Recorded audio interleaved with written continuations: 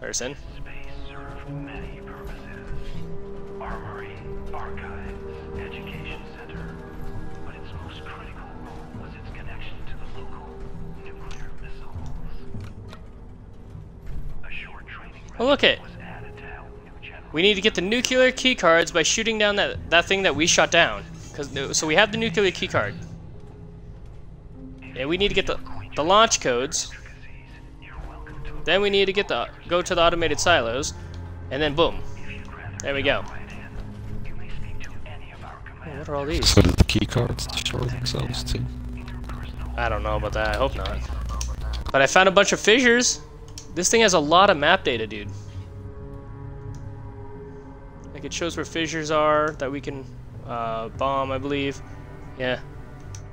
I'm just viewing them all so they pop up on my map. A missile silo Bravo. I found all the silos. Silo Alpha. I already knew where the Alpha was. Silo Charlie.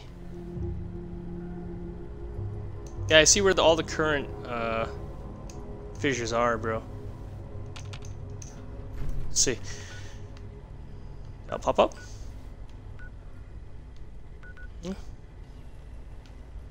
Site Alpha. Oh, yep, there's Site Charlie. And the other site's up here. There it is. Site Bravo. Found all the nuke silos. Yep, got all the fissures as well. Okay. And this is a place to scrap here.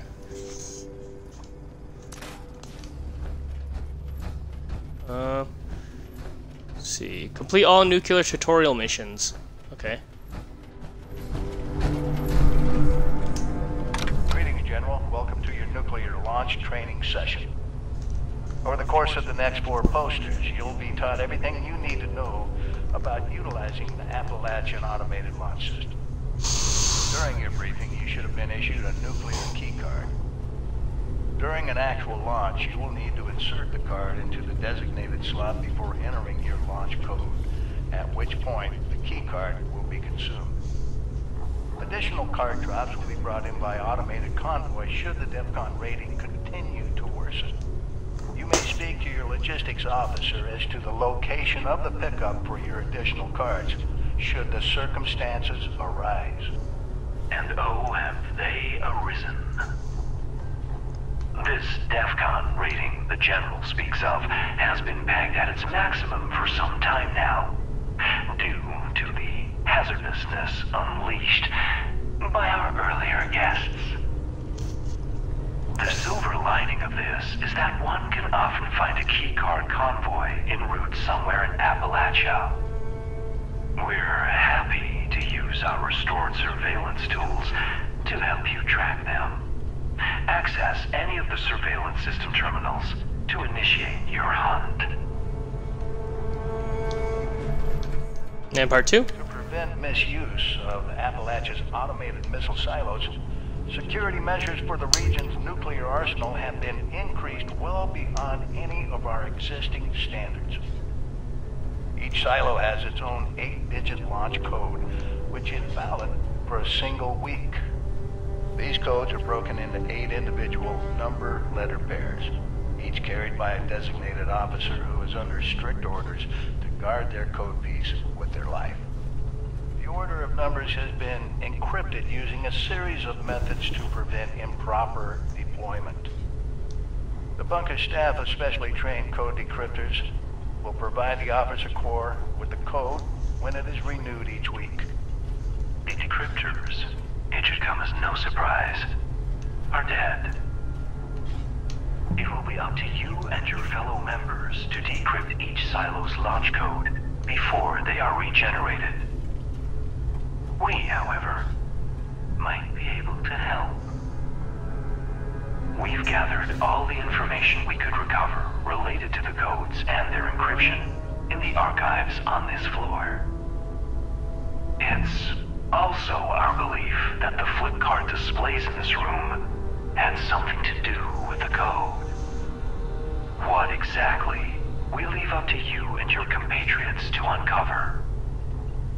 And we're more than happy to use our surveillance systems to track down the last known locations of these code-bearing officers. Just approach any of our surveillance terminals. The missile silos of Appalachia are equipped with an advanced robotic construction system, allowing them to rapidly rebuild their arsenals in a matter of hours. The silos themselves are defended by a robotic task force and staffed with a contingent of special clearance human missileers. Security protocols require all silo entrants, regardless of rank, be escorted by a missileer at all times. Entering a silo without escort will be treated as a hostile act. We're unable to peer inside the silos themselves, but we are confident in saying we doubt any such escort still lives. You will be on your own once you're through the door. And the last one. Due to the region's advanced missile installations, there is a high chance of a retaliatory nuclear strike touching down somewhere in Appalachia. The intense radiation released by such a blast can have devastating effects on the local flora and fauna, mutating them into hideous monstrosities fit only for a quick death. To the contrary, General. Our memory banks suggest quite the opposite. Our previous residents managed to acquire samples of some materials created shortly after the first bombs fell, and what they found was illuminating, to say the least. Materials of exceptional versatility and volatility. However, if you can stabilize them fast enough, a jaunt into a blast zone, it seems, could be a productive one. Documentation related to these materials can be found in the archives.